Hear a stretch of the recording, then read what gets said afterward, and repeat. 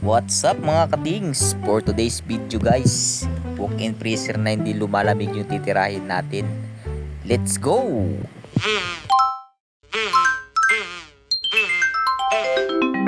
Kalikotings! Ayan guys, at umakyat na tayo dito sa outdoor unit. At ayan yung nakita natin. Mabagal na yung ikot ng fan, kaya nag-high temp yung compressor.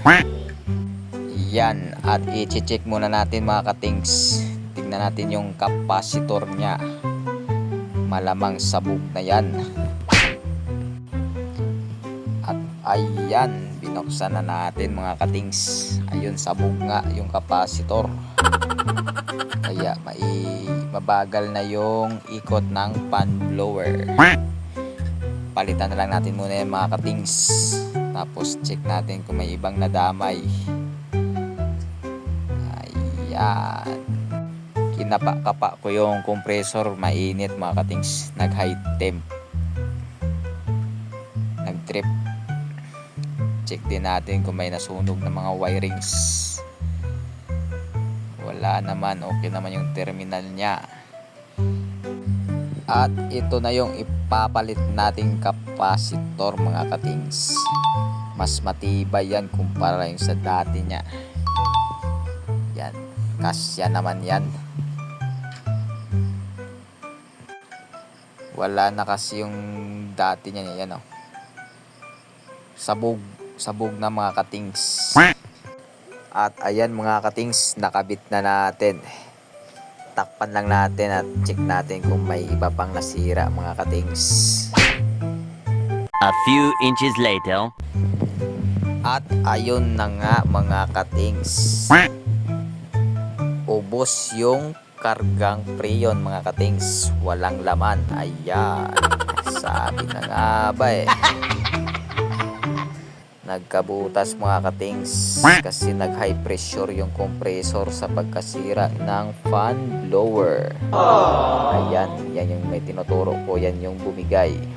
Yung parang emergency shut off niya mga katings, para safety yan, para hindi masira yung compressor.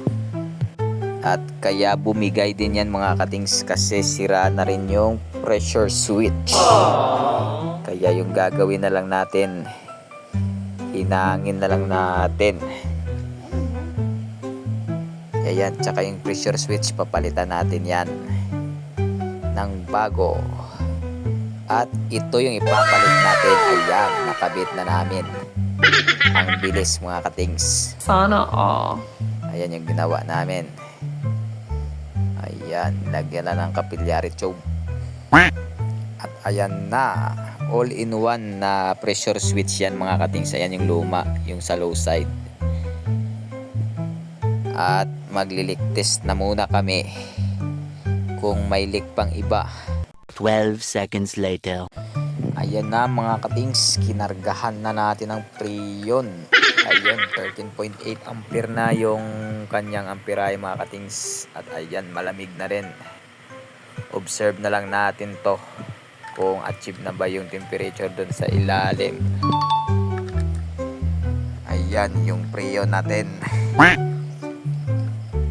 Ayan. Bali nakasara na yung mga valves niyan mga katings kasi okay na yung karga.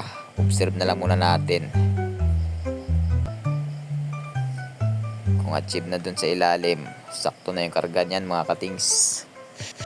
At ayan mga katings, negative 8 na yung temperature. Binubuksan kasi nila eh. Pero mamaya bababa pa yan at lalamig pa. Okay na yan mga katings.